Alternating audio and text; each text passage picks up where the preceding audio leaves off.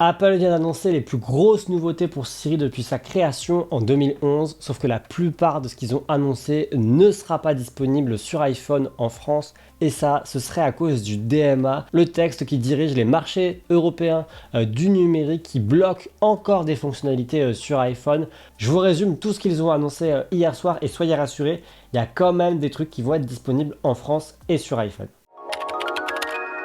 Les principales nouveautés concernent Siri. L'assistant sur iPhone a été annoncé il y a près de 15 ans.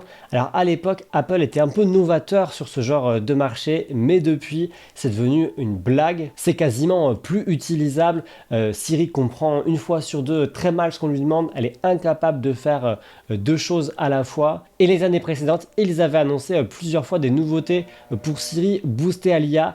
Et finalement, pas grand chose, voire rien n'a fini par arriver. Alors Apple, hier soir, se devait de rattraper son retard. Il y a quelques semaines, ils ont annoncé un partenariat avec Google pour 1 milliard de dollars pour pouvoir utiliser le modèle d'intelligence artificielle Gemini. Et donc, avec ça, ils ont annoncé pas mal de choses hier soir. Pour commencer, la première nouveauté, elle est visuelle. Siri, maintenant, vous pouvez l'appeler en swipant du haut vers le bas et elle sera sur iPhone directement intégrée à la Dynamic Island. Mais surtout, la plus grosse nouveauté, c'est que Siri a désormais une application dédiée, un peu comme ce qu'on connaît avec ChatGPT ou Claude, où on peut directement écrire et échanger avec Siri. Et pour la première fois, Siri aura de la mémoire, c'est-à-dire que tous les échanges que vous avez avec l'assistant d'Apple seront enregistrés et elle se souviendra de vos préférences. Et la différence majeure entre Siri et les autres intelligences artificielles qui sont disponibles, c'est que Siri, elle a accès à tout ce qu'il se passe sur votre iPhone, tout ce que vous faites, tout le contexte qu'il y a dans votre téléphone. Elle sait le lire, l'interpréter et l'utiliser. Hier soir, il y avait une démo par exemple où l'utilisateur demandait à Siri de retrouver un message qui parlait d'un dessert par exemple, et Siri, en quelques secondes, elle était capable de retrouver ce message parmi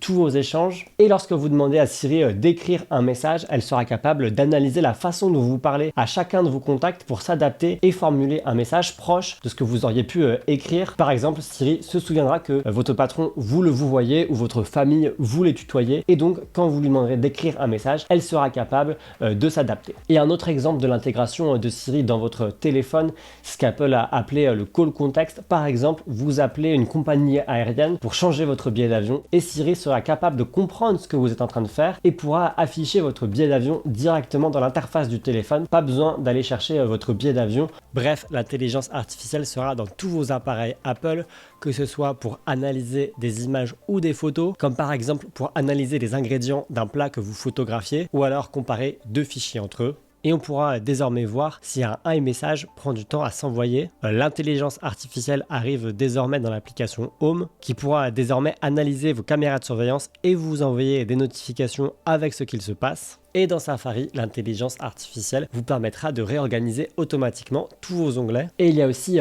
pas mal de nouveautés pour la retouche des photos. Tout d'abord, la gomme magique, elle a été améliorée, mais on peut désormais élargir le cadre de ces photos. L'intelligence artificielle va créer le contenu qu'il y aurait autour de ce qu'on a déjà pris en photo. Et il y a surtout un nouvel outil de recadrage dans l'espace. Je vous laisse voir sur les images, c'est assez impressionnant. Et l'application Playground va être bien plus utilisable désormais. On imagine grâce au modèle de Google, car désormais on peut créer des images bien plus réalistes que par le passé. À savoir que pour utiliser les fonctions de génération d'images, il faudra être abonné à iCloud+.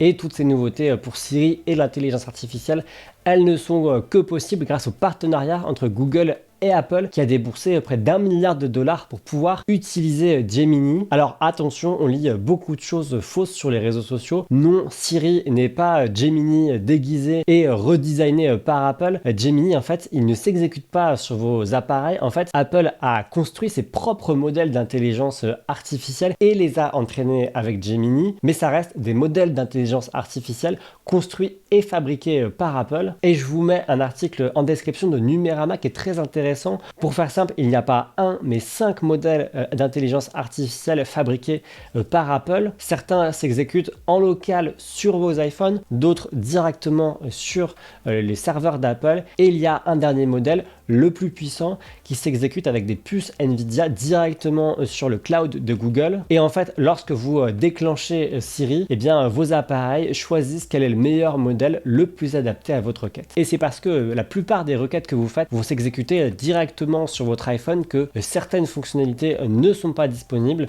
Apple Intelligence sera disponible à partir des iPhone 15. Par contre, la possibilité d'avoir la dictée vocale améliorée et la personnalisation de la voix de Siri, ça, ce sera disponible uniquement pour les iPhone 17 Pro. Voilà pour toutes ces annonces liées à l'intelligence artificielle. C'était intéressant comme conférence, mais franchement, ça aurait dû être fait l'année dernière ou encore l'année d'avant. Là, Apple rattrape tout juste son retard et il y a quand même, je trouve, très peu d'innovation. Après, le fait que cette intelligence artificielle soit démocratisée sur tous les iPhones et notamment auprès du grand public, à mon avis, c'est ça qui va faire la différence, car la majorité du public va pas forcément aller se créer un compte sur ChatGPT, mais par contre, si l'intelligence artificielle est disponible directement dans leur téléphone par défaut, à mon avis, ça va grandement aider à démocratiser son utilisation. Voilà pour les annonces liées à Siri et à l'intelligence artificielle. Mais hier, Apple a fait quelques annonces concernant les performances de vos appareils. Par exemple, les applications vont se lancer 30% plus vite sur iPhone et iPad. Ce que j'ai retenu aussi, c'est que AirDrop va être 80% plus rapide. Et ça, franchement, enfin, parce que vraiment, il y a des fois où ça prenait une éternité. Ils ont aussi complètement réécrit le moteur de recherche dans vos appareils lié à Spotlight. Par exemple, quand vous chercherez un vieux mail ou une vieille photo, eh bien, ce sera bien plus performant. Et c'est vrai qu'à l'heure actuelle, quand on cherche par exemple un vieux mail d'il y a quelques jours, parfois il faut attendre 5 minutes dans l'application mail pour le retrouver. Et ça, franchement, c'était un vrai problème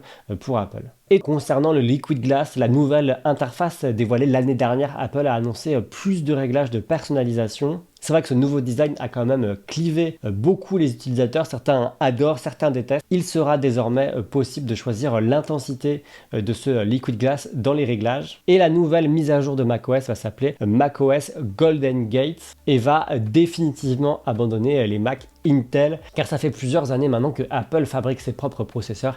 Ils abandonnent donc Intel et j'espère que cet abandon des puces Intel va permettre d'avoir une mise à jour de macOS un peu plus fluide, un peu plus optimisée, parce que c'est vrai qu'il y avait quand même quelques bugs qui restaient ces dernières années. Durant la conférence, il y a eu une très grosse partie pour parler du contrôle parental. En gros, quand vous avez des enfants, vous pouvez leur créer un compte Apple pour enfants, donc qui est spécifique à leur âge. Et donc maintenant, il y a tout un tas de réglages très précis pour, par exemple, interdire l'utilisation d'une application précise, interdire par exemple le fait d'entrer en contact avec une personne qui n'est pas enregistrée, ou bien donner des plages horaires précises d'utilisation des applications ou des appareils Apple, en précisant par exemple que le soir, à partir d'une certaine heure, l'enfant n'a plus accès à son iPhone, que quand il est à l'école, il peut uniquement écrire à ses parents. Il y a plein de réglages comme ça très précis, et ça, je pense que ça va plaire aux parents d'avoir un peu plus de contrôle sur l'utilisation que font leurs enfants de leur iPhone. Et en fin de conférence, Apple a annoncé plusieurs outils pour les développeurs, notamment un simulateur d'iPhone directement dans macOS pour développer les applications. Et ce qui est très étrange, c'est que ce simulateur, il permet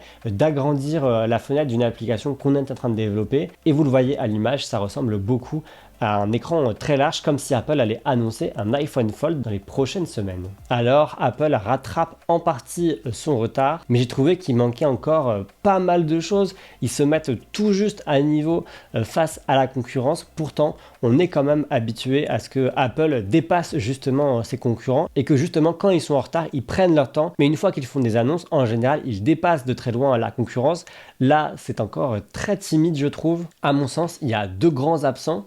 Déjà, c'est le HomePod. Ça fait des années que Apple ne les a pas mis à jour avec de nouvelles fonctionnalités. Et surtout, leur principale fonction, oui, c'est de faire de la musique, mais c'est surtout d'avoir Siri directement intégré dessus. Et là, ils n'en ont pas du tout parlé. Alors, est-ce que le Siri des HomePod va rester bête comme celui qu'on connaît maintenant, ou est-ce qu'il va quand même pouvoir être un peu plus intelligent et répondre à nos demandes? Pour l'instant, on n'a pas de réponse et ça, j'ai trouvé très étonnant qu'ils n'en disent pas un mot. Et ma deuxième déception, c'est l'application santé. À l'heure de l'intelligence artificielle, il y a des dizaines d'applications sur l'App Store qui, en plus de collecter vos données de santé, font aussi de l'analyse et des recommandations. Et ça, l'application santé d'Apple, pour l'instant, elle est très en retard là-dessus. Et alors que leur conférence parlait beaucoup d'intelligence artificielle, ça m'a beaucoup étonné qu'ils ne parlent pas du tout de ça. Et voilà pour toutes ces annonces. iOS et macOS 27 seront disponibles à l'automne et ce sera disponible pour les iPhones à partir de l'iPhone 11 et des Mac avec des puces non Intel. Mais attention, Apple Intelligence ne sera disponible qu'à partir des iPhone 15 Pro et le modèle d'IA le plus performant, celui qui gère la dictée vocale améliorée et la personnalisation de la voix de Siri, ne sera disponible qu'à partir des iPhone 17. Et pour nous, en France, toutes les nouveautés liées à Siri AI ne seront pas disponibles à l'automne. Apple explique qu'il y a un gros problème avec l'Europe et le DMA. Pour l'instant, aucune solution n'est envisagée, mais les fonctionnalités liées par exemple à l'édition de photos ou les outils d'écriture par exemple, eux, seront bien disponibles dès l'automne. Et c'était donc une conférence très importante car même s'il y a peu de nouvelles fonctionnalités, Apple commence à rattraper son retard. Dites-moi dans les commentaires la nouveauté que vous avez trouvée la plus intéressante et n'oubliez pas de vous abonner, cette chaîne elle est toute nouvelle donc c'est très important de s'abonner, de partager et de mettre un like sur cette vidéo.